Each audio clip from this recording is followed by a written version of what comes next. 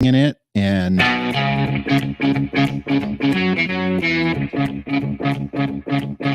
of course, I have no idea if anybody can hear the music. It seems like it.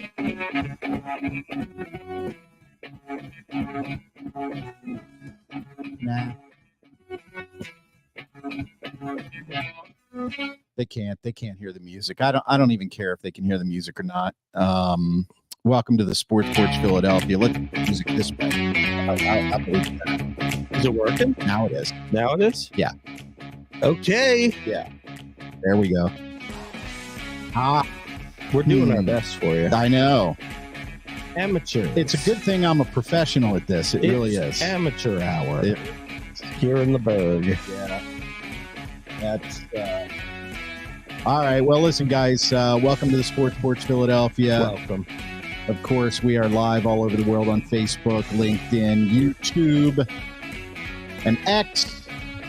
And actually, what I want to do is I want to encourage you to subscribe to the Philadelphia Sports Porch YouTube channel. And of course, we drop the podcast right after the show on the iHeartRadio app, Apple Podcasts, Spotify, or anywhere you get your friggin' podcasts.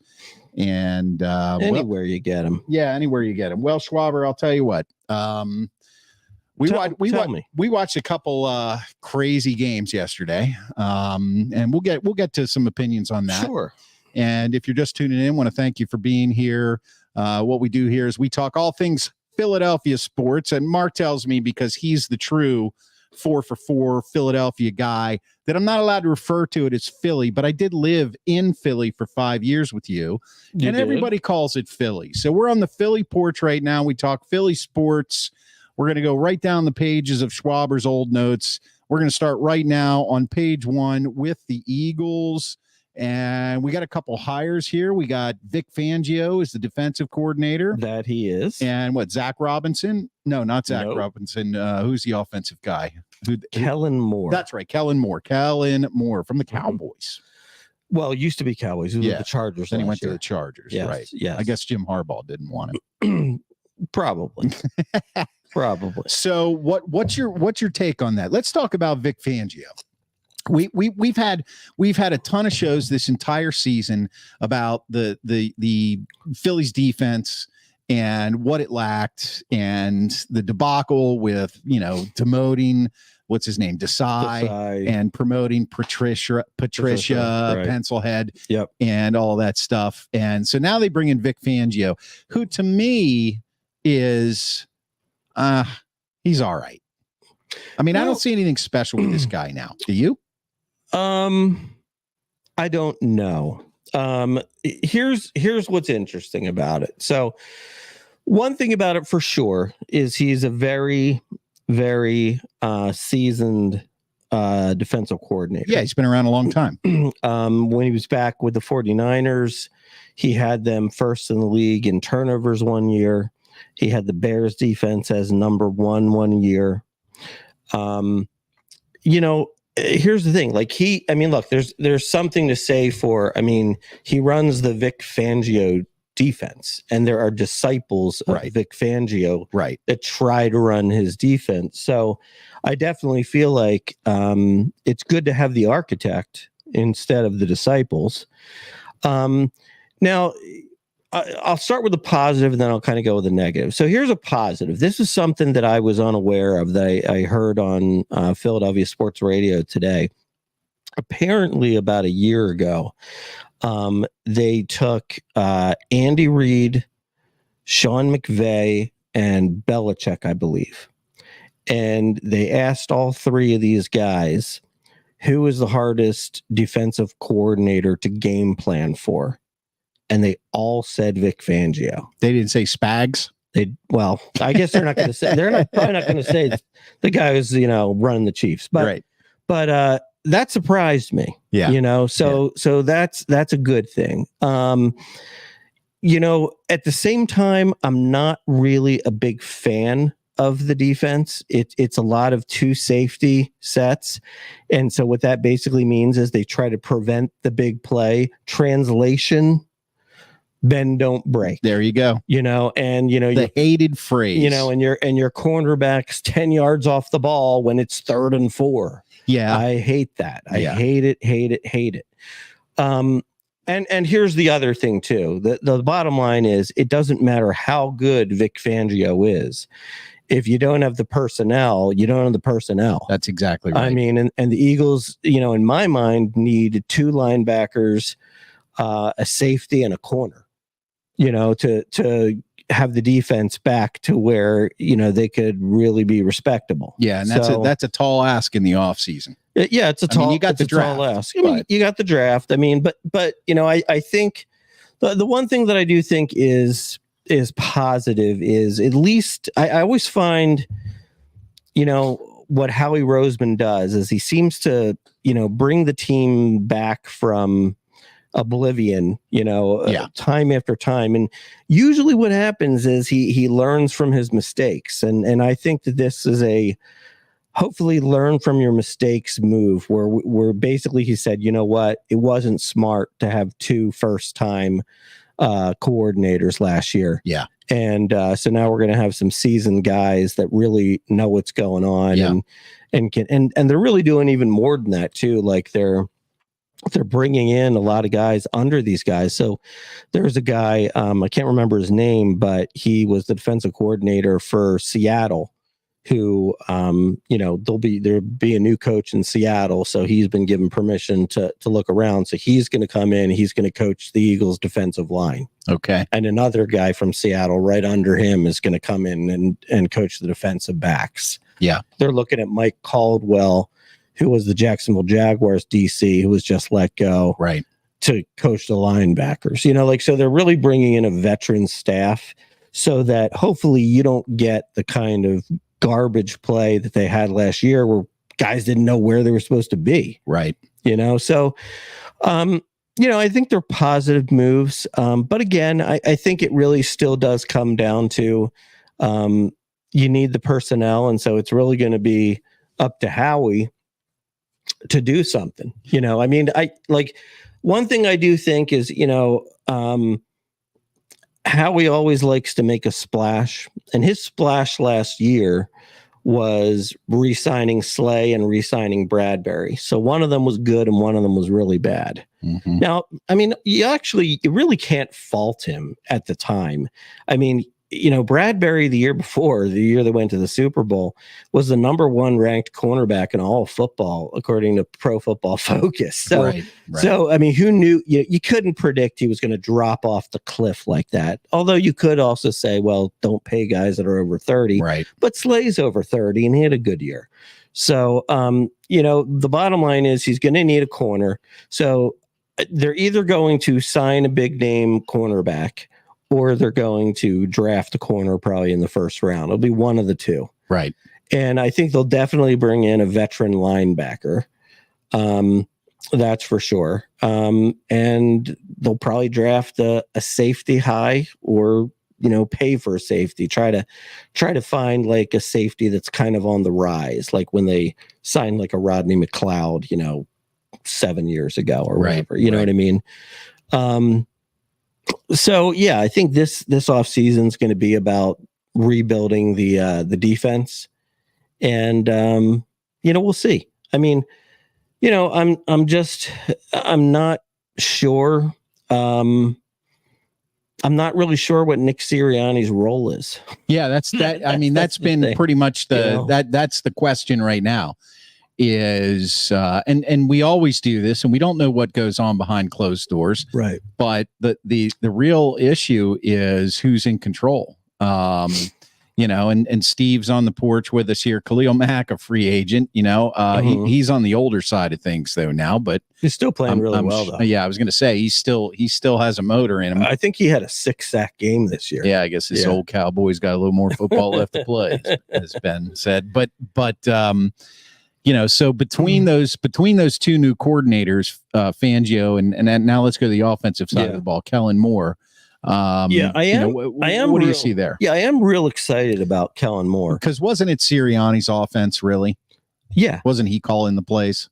No, he wasn't calling the plays. No, but But I do think that what happened was, you know, and look, I'm just reading between the tea leaves here. You mean reading between the lines? Sure. Yes. Why can't you read between tea leaves? I thought you actually read tea here's leaves. a tea leaf. Here's a tea leaf. And what's happening between them? I don't know. I don't know. I never understood the expression anyway. That's obvious. So, I'm just basically talking off of what was reported. Right. So, Brian Johnson is the offensive coordinator last year. He gets let go. There's some talk that some people, on the offensive side of the ball felt like he was made to be like a scapegoat. Right. Okay. That always happens. There was a lot of talk about, and Nick Sirianni actually kind of said this, when they asked him during the season, like, who calls the plays? How's this happen? He would say, it's my offense. Brian calls the plays. But of course, as a head coach, I have the right to say no. And sometimes I got to say no faster. Yeah. We all talk about that. Right. We all like this and I'm talking about the media and also the fans. We don't really know who's in control. Yeah, we don't. It's like any other business. Right. Somebody's in charge, and then you have a hierarchy, and then you have input. Right. And how much of that offense was Sirianni's? How much control did he really have? Did he or did he not call the plays? There could have been a game where he called every play. Yeah, I mean, you just don't know. You don't know. But the one thing I do know is that Kellen Moore he's an up and coming coordinator. He was a coordinator in Dallas for a few years, and then he moved to San Diego, and or not. Yeah. I mean, all these years later, we're all still. I mean, why don't they just move back to San Diego for God's sake? They should. I mean, Jesus. So in LA, the Chargers. And now he's coming over to Philly, and what I think is a good advantage he has is that he was the Cowboys coordinator for a while. So yeah, I mean that can help. But really, what I like about it the best is 2 of the 4 years when he was the Cowboys OC, they were the number one offense in football. Right. And if you really think about it, that probably the Cowboys offense was best this year than it has ever been. Mm-hmm. Okay. But I think, so you could say, well, is that Mike, what's his name? The Cowboys head coach? McCarthy. Mike McCarthy. You could say, is that Mike McCarthy? Or, I also kind of wonder, well, hey, you know what? It's also like the first time in a really long time that Dak Prescott was healthy the whole year. True. And really, CeeDee Lamb took about 3 years to emerge as a superstar this year. Yep. You know what I mean? So you put those two things together. Plus, they made some nice move having Brandon Cooks as like your third receiver. Right. I mean, is pretty darn good. Yep. Right. Yep. So, and let's face it, the year before, I mean, I think the Cowboys again were like 12-5, and they lost in the playoffs. And so then Kellen Moore was the scapegoat. Right. You know what I mean? And so what happens? They went 12-5 again, and McCarthy gets destroyed in his playoff game, but you can't just fire the head coach. Right. I know. Right. So, the thing that I like about Kellen Moore is obviously he's got experience. Like I said, 2 of the 4 years they had the number one offense. And more importantly, though, it's not going to be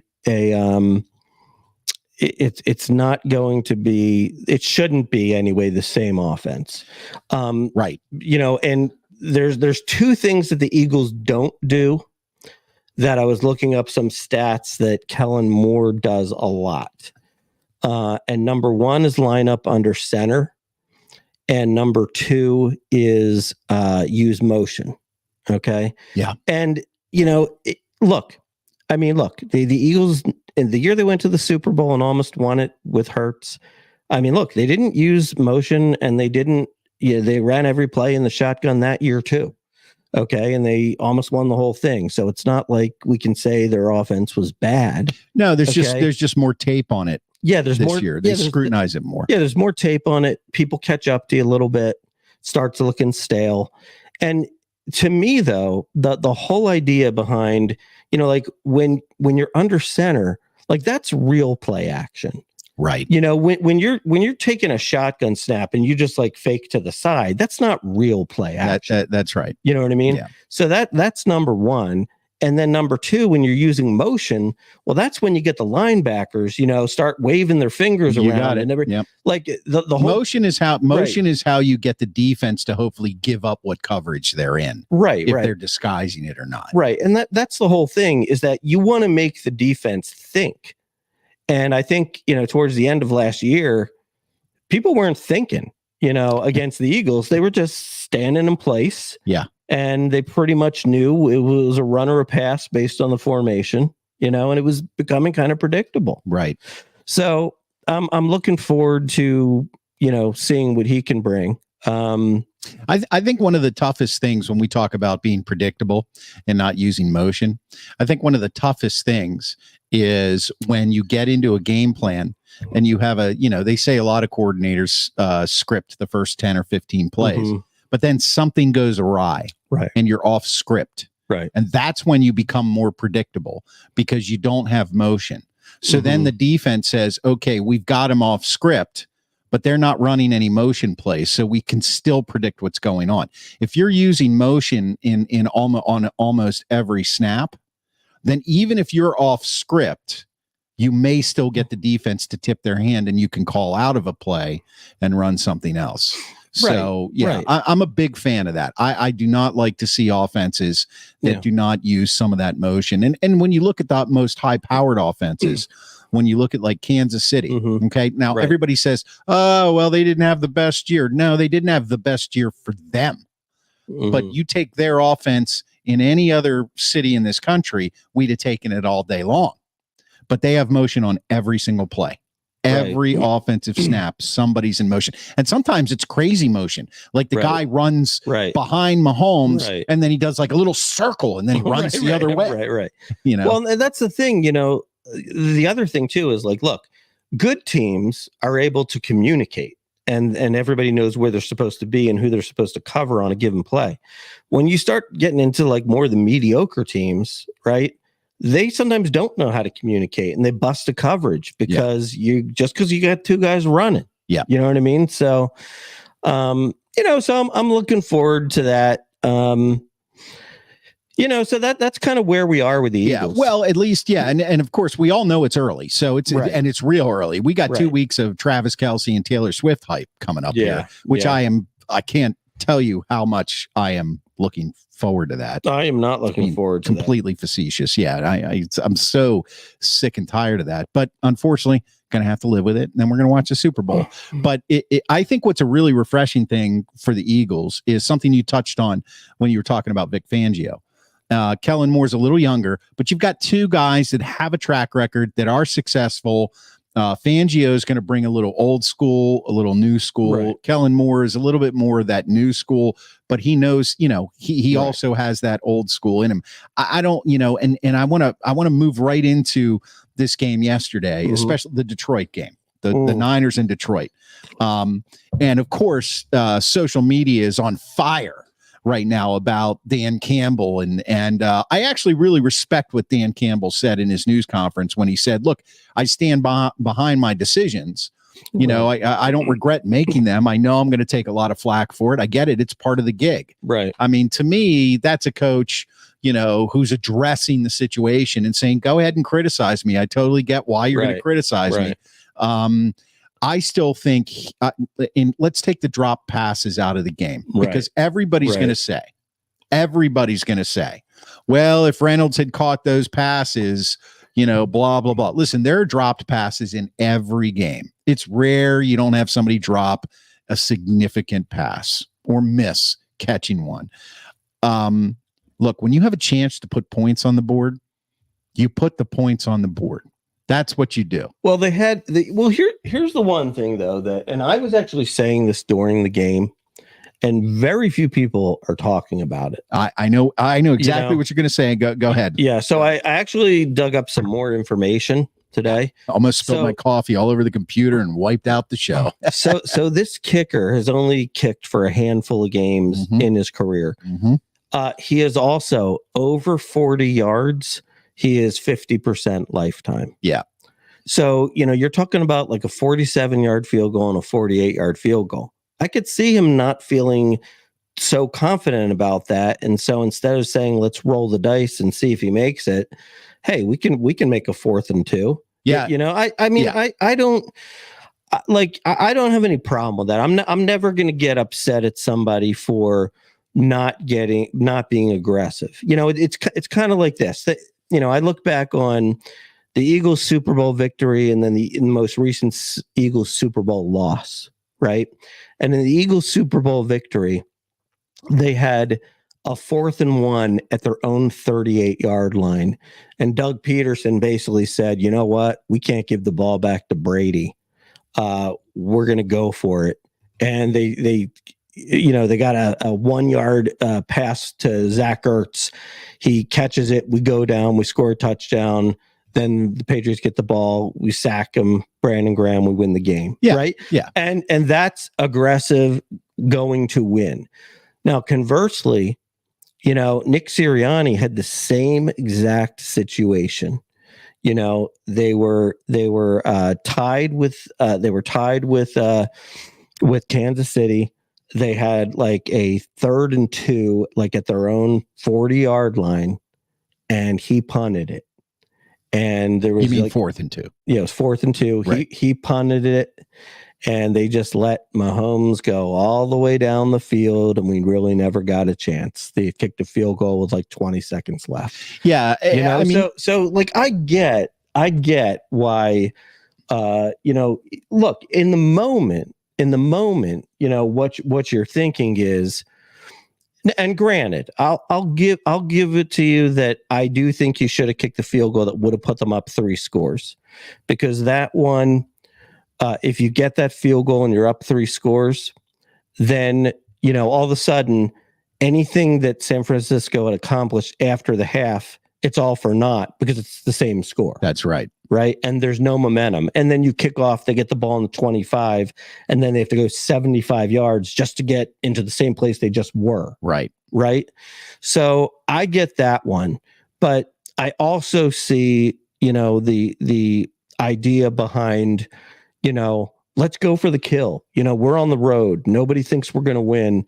And you know what? Let's go for it here on 4th down. If we get it, we go down, score a touchdown, they're buried. Yeah. You know what I mean? But it just didn't happen. Yeah. And the thing you bring up about the kicker, Badgley, I think there was a little bit of mistrust in there, because his lifetime numbers aren't good. Right. But I think this year he was 7 for 7 over 40 yards. Like, this was his best year ever over 40 yards.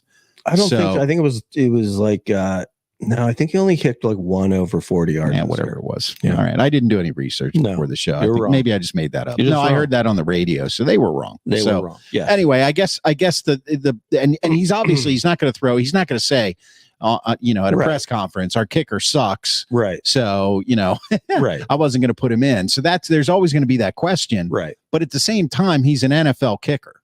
Okay. Right. I am always, I do not like leaving points on the board. What's the difference between kicking it and missing? You lose 7 yards. That's all you lose. Right. Or going for it and not getting it. Right. What's the difference? Why not take a chance on a guaranteed 3 points? Yeah.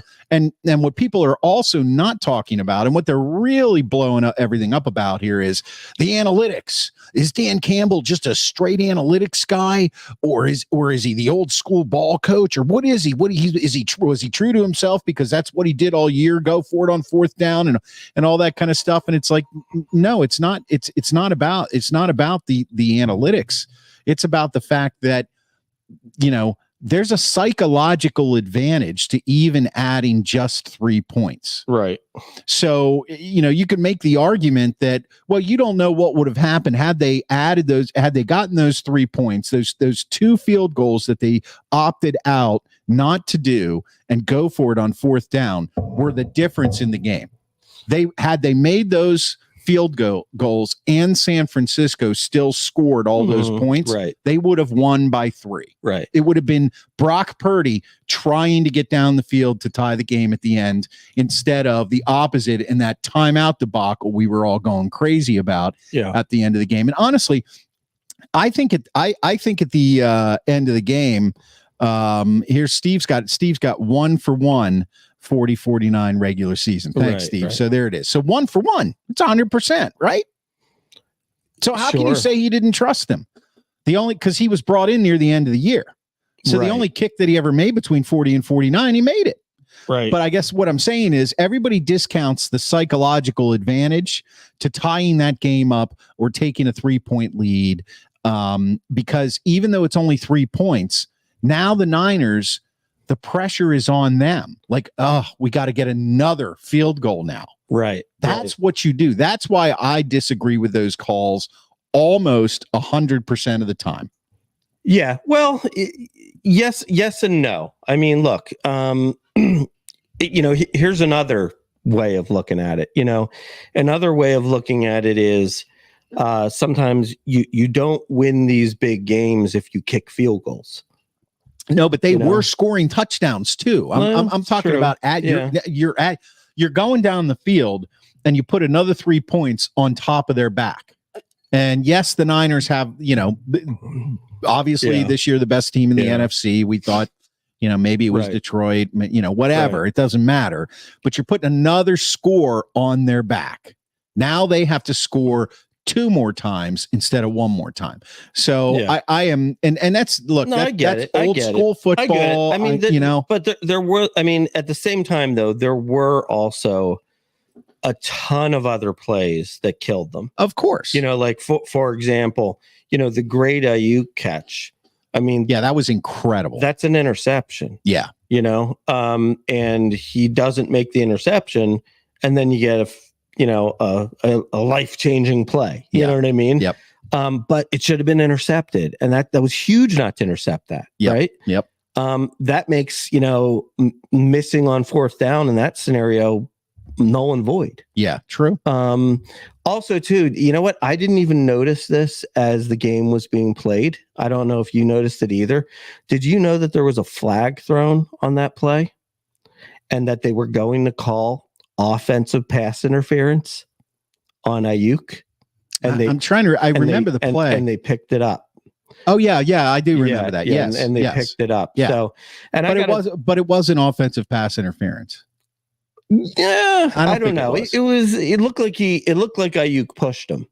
And that's kind of why he was sort of like falling. But I thought he was pushing him as when the ball got there. Like, whatever. I don't know. But bang. But that's another thing I can't stand. One thing I don't like about the NFL lately is this year more than ever, it's like the pickup of the flag. Well, is it a penalty or not? You threw the flag. Yeah, well, it's not clear because they're actually it's the how do I want to put this? It is the covert replay. They're actually using replay on flags now, because they have the technology down to That's where what they're doing, and they're talking in their ear. They're saying, nah, definitely not. Pick it up. Right. It's like it'd be nice if they told us that's what's going. Right. You know what I mean? It's just like think about it. Anytime there's like a offensive lineman downfield, it's like they're taking like a minute to discuss the picked up flag because somebody upstairs is looking to try to see if any part of his body is 1 yard down the field. Yes, you know what I mean. It's ridiculous. Yeah, but it's how they're using replay without pissing us off. And using replay too much. Right. But look, I mean, one of the catches of Reynolds, the first 4th and 2, I thought it would have been a really tough catch. Right. Now look, it was behind him. It was behind him. Now you look, they say, it hits you in the hands, you still catch it. Yep. But that was a hard catch. The one that wasn't hard though was the next one. Oh yeah, that was right in the breadbasket. It was right there. It was right there. Yeah. So they screwed that up. They screwed not catching the punt at the 1 yard line. You know what I mean? Yep. So they screwed a lot of stuff up. Well, and even the running play when they had all 3 timeouts and, you get stopped on a run there and the game's over and they ran it. Well, remember when we were watching it, we were at the Indiana Porch. When we were watching it, I was screaming for a timeout with like a minute 50 left. And you guys are like, no, you don't want to do that. I was like, no, look, man, you got to call a timeout here, because by the time this is all done, they're going to have under a minute left to do anything. And now the pressure is even greater. And I just don't, I think what happened is the psychological difference in not adding at least one of those fourth downs as a field goal.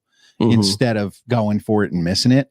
I think that also got into the Lions' head, because it's no different. You miss the field goal, right, and they still get the ball. But in your mind, you're like, crap, we missed the field goal. Instead of, oh my God, we couldn't get the first down. And that's the thing about football. We're moving so much towards this analytical view of what are the odds of this? What is the win percentage on that? And it's based on millions and millions of stat points over years and thousands of plays. And what analytics does not do is take the psychological component of the game into as a factor. So what happens is they didn't get that fourth down. Now, San Francisco marches down the field and scores a touchdown. It's like, holy crap, if we'd have kicked that field goal, now they're not tied with us. They're still down by 3. We still have the advantage. Right. And now you're still concentrating because you're still in the lead, as opposed to, oh God, it's tied now. And now and on top of that, the entire game, they were in control all through halftime and really, part of the way through the third quarter. Now, all of a sudden, it's like we're completely out of control. Right. And so analytics doesn't take into account the psychological component of the game. Right. And that's what I hate analytics. Yeah. I have always hated them. I hate them today. It's like, you got to go with your gut. If your gut's saying, look, we need to go for this, go for it. Right. But don't look at a stat sheet in analytics. Play football and look and feel your team out. What's going on with the team? They seem to be losing the edge. Right. All right, let's put 3 more points on the board instead of setting them up for failure, because now they'll get the edge back. So I blame that. I actually do blame that loss on Dan Campbell. Yes, Josh Reynolds, he missed. He dropped 2 passes that he really should have caught. And Jahmyr Gibbs had a horrible fumble because he ran on the wrong side. He ran, and but that's nerves, man. They had a play called. They thought they could score, and he runs on the wrong. I don't know if it was Goff who went to the wrong side or Gibbs, but man, you have got to give them that psychological advantage. But Dan Campbell, he took that away from them when he went in that direction. There was also some, questionable calls too. Like, if the reality is, I mean, like, you got to use your best players. And like, I would say on those 2 fourth down plays, I live with it a lot more if they're to St. Brown. Yeah. You know what I mean? But again, on plays like that, they're double covering him. I mean, we don't know what the field looked like to Goff when, after the ball was snapped. We don't, but you should be trying to scheme something that he's open. Yeah. And we know he can get open all the time. Yeah, this is true. Yes. So he's a hell of a talent that nobody knows. Well, people know more about him now, but But you can't put critical plays in Josh Reynolds' hands. True. You can't. I mean, I could understand like Laporta, or I could understand like, kind of like a real quick out to Gibbs or Montgomery, something like that. But like, you can't put it in Josh Reynolds' hands. Yeah. I mean, come on. Now, on the other side of the ball, though, I will say that when you look at it, in spite of the fact that third quarter for Detroit was really fairly disastrous, you have to hand it to Brock Purdy for being poised and bringing them back, because he did. Yeah, he did.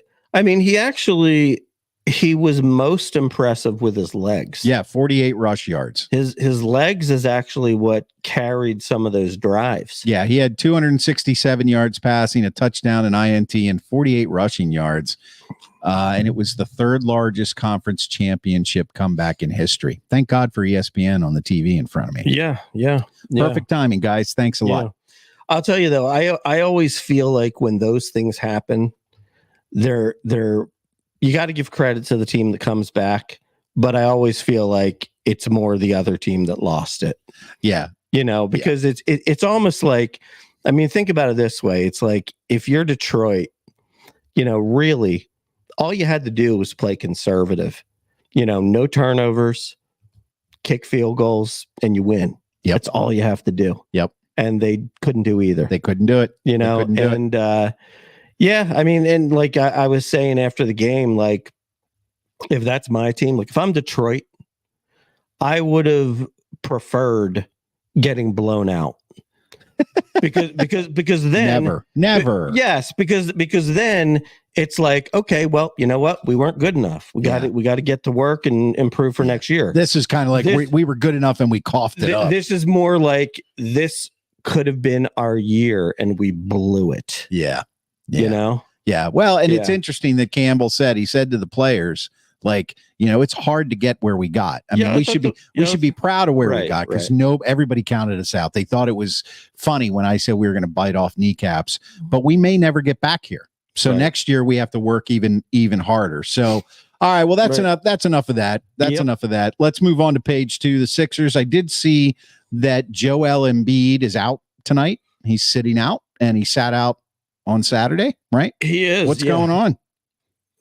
I don't know. Is he tired because he scored 70 points? I just think, you know what? I mean, look, I have no idea. He could be somewhat injured, but the reality is, let's face it, it's load management. Yes. The reality is that they know all too well from the past that they need a healthy Joel Embiid in the playoffs. Yes. And, so, the bottom line here was the other contributing factor in my mind. Tyrese Maxey and Tobias Harris have some kind of minor injuries. And so they weren't going to play. Right. So if you think about it, why would you play Embiid if you're basically not going to win the game anyway? Right.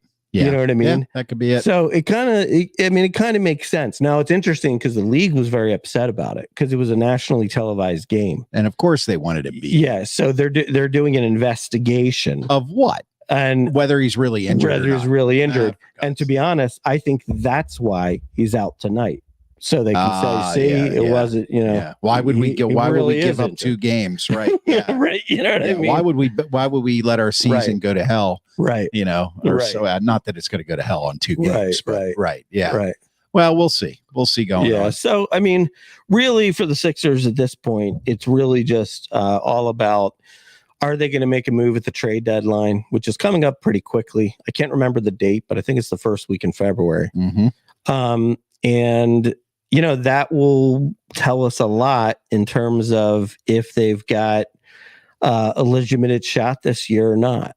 Now, they could potentially have a shot with the team that they have now. All kinds of things happen. Like, for example, I mean, Boston's looking great now, but like, what if Tatum or Brown gets injured? Right. Now all of a sudden they're not as good. You got Milwaukee, to be honest with you. I think they made a disastrous decision. What was that about? Well, first of all, how about this? How about, you're a first-year head coach of the Milwaukee Bucks, and you've got the second best record in the whole NBA. Yes. And you get fired. Whose wife did he sleep with? Well, I mean, seriously. And do you want to? And actually, think about this. Listen to how ridiculous this is. Okay, so Doc Rivers doesn't get a job this offseason, so he becomes a consultant. Right. I love that term. For the Bucks. Right. Okay. So basically, the guy's like hanging around the team. And he's talking to the owner, and he's probably saying to the owner, like, this is Doc Rivers is thinking to himself, hey, Damian Lillard, Giannis, I got a chance to win another championship, and everybody can say that I'm good again. I really don't like. He's really not connecting with the guys. Yeah. Yeah. He's the coach. They're playing so poorly. Right. Here you go. We're looking at it right now. Their points per game, 24th, transition points per game, 23rd.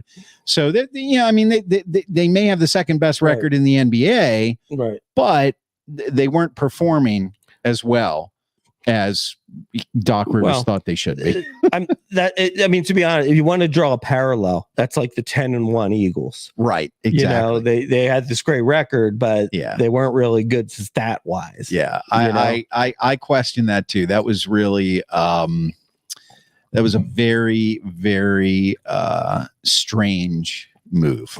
It harkens back to the old Redskins Dan Snyder days when he fired Norv Turner when he was 6-2. Right. It was like, what? Right. You always know. Look, a lot of stuff goes on behind the scenes that you have no idea what's going on. Right. Yeah. And for all we know, Damian Lillard's the new guy on the team, and he's, obviously a superstar, so he's full of himself, right? Yeah, and he's like, I don't like this guy. Yeah, he might just be like, look, I can't play for this dude. Yeah. It'll come out later. Right. It'll come out. Somebody will drop something later on. Okay, page 3, the Flyers. Little free fall action going here. It is regressing to the mean, as our friend Steve would like to say. So listen, the Flyers go on a 5-game win streak. By the way, Joel Embiid, they're saying it's his knee. It's a knee. Yep. Yeah. So Flyers win 5 in a row. Right. And then close out before the All-Star break, losing 5 in a row. Yep. Nice. Got to keep things consistent and level. But to be honest, though, they lost these games pretty badly. Yeah. Like it seemed like almost every game they were like behind 3-0. Right. Feels like a Pittsburgh Penguins and game. The interesting thing is that, like Sam Urson, who has played really, really well this year, and a lot of people have tended to think like, he could possibly be the number 1 goaltender, even though Carter Hart's the guy who's hyped up. But ever this whole slide happened, like all 5 games has happened since Carter Hart had to take the indefinite leave. Yes. Because of the 2018, 5 players have to turn themselves in thing. Yeah. So, which I heard about, but it's kind of like, well, then it was like, hey, we might have a team in Salt Lake City. Right. The thing that I just find like puzzling about this Carter Hart thing is that, the information that like at least was given out to the Philadelphia media, prior to this is nothing to worry about. He wasn't even there. Okay. Wasn't even there. But then, and when they would ask him, he'd be like, believe me, he's like, I want to talk about this. I want to explain things, but they say I can't say a thing. Right. And then he's one of 5 players who takes an indefinite leave as soon as the Ontario police say 5 players are going to have to turn themselves into authorities. So is he just a big liar, or is there more to it? Where there's smoke, there's fire. I mean, it also could be like the other thing I thought of as well is could it be that like he's the witness that turned on everybody? You know what I mean? Could be. But that would put him there. Right. Like it could be, I mean, what's crazy about a lot of this stuff when it happens to these guys is they're so young that they don't realize, at our age, just fess up. Right. It'll go a lot faster, whether you're going to be punished or not. You'll get through it a lot quicker if you just say, you want to know what? I was there. Did you do anything? No, but I watched it. Just get it over with. Right. Because your career is potentially over anyway. Yeah. I mean, and maybe not. Maybe not. That punter that was cleared, but you're better off just saying yes.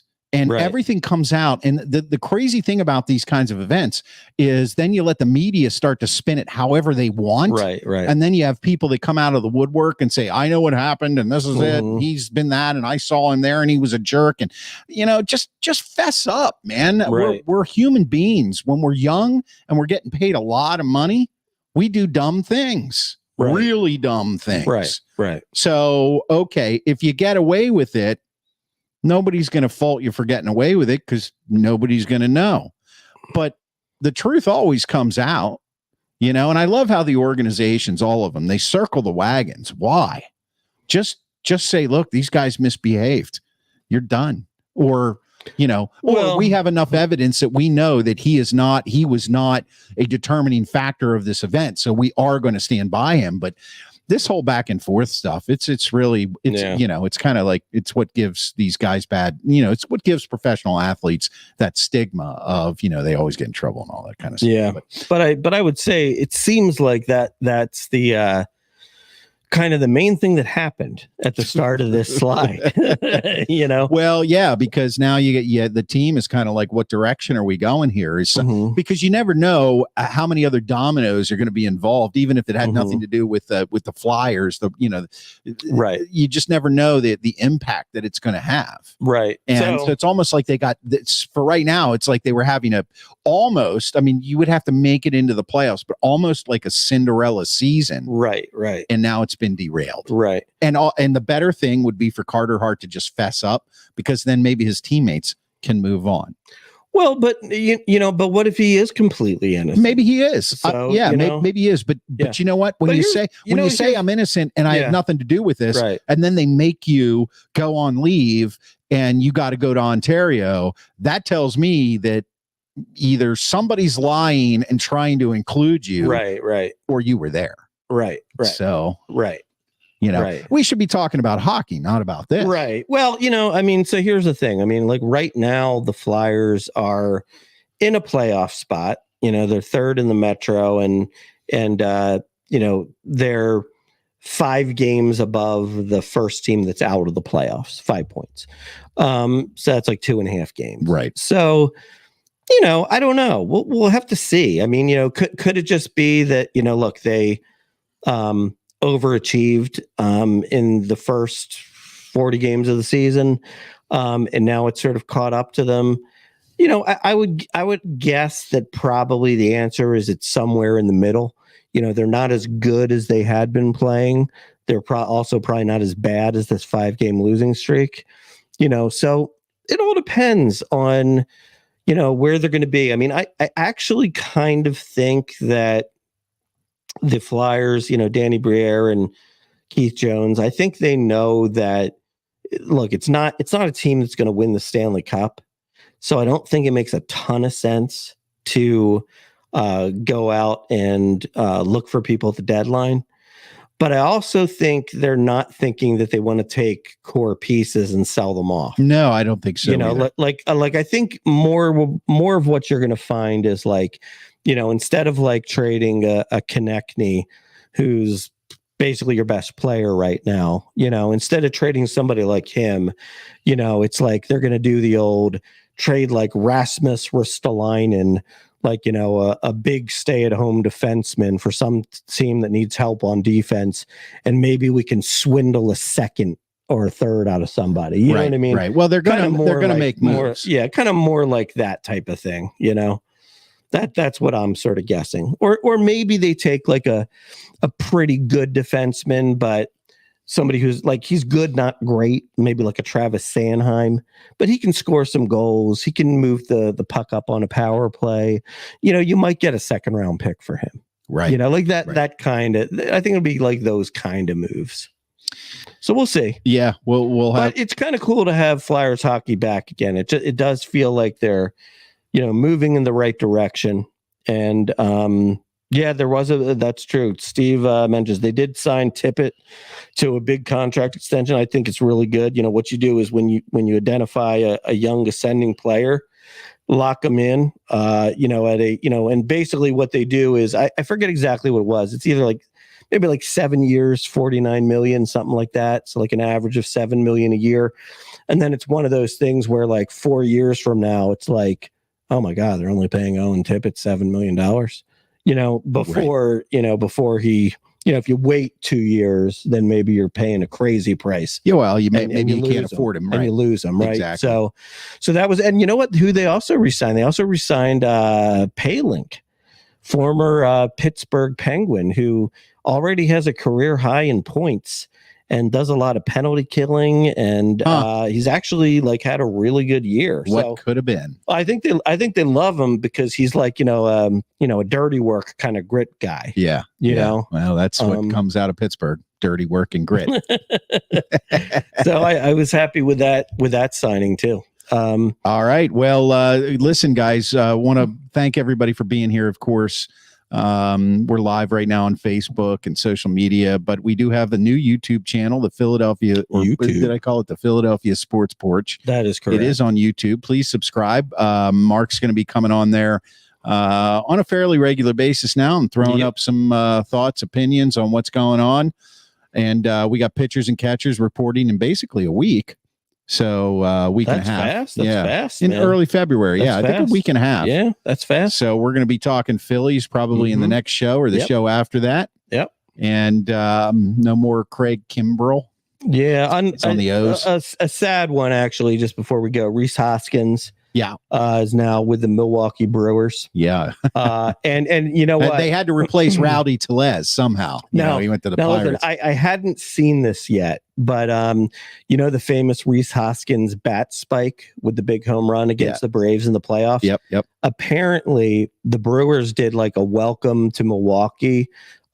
Where they had their editors go in, and he's in a Phillies jersey when he hits the ball, and then as he's spiking the bat, his jersey turns into a Brewers jersey. Nice. I think that's kind of weak. Like, come on, he didn't do it for you. Yeah, that's true. But it is Milwaukee. Yeah, it's Milwaukee. They got to get excited about something, right? Yeah, I agree. Yeah, but I agree. Great guy, great. We'll miss you, Reese. We'll miss you, Reese. All right, everybody. Thanks so much for watching and listening to the Sports Porch Philadelphia all over the world on social media. And remember to subscribe to the YouTube channel. And also, we're going to drop the podcast right after the show. You can catch it on the iHeartRadio app, Apple Podcasts, Spotify, or anywhere you get your friggin' podcasts. And, of course, you can always catch it at theporcheslive.com, theporcheslive.com. Theporcheslive.com. Click on the Philadelphia tab. It's the only tab that matters. You know that. Yeah, we do know that. All right, guys, I am your technical director, and I am out. Goodbye.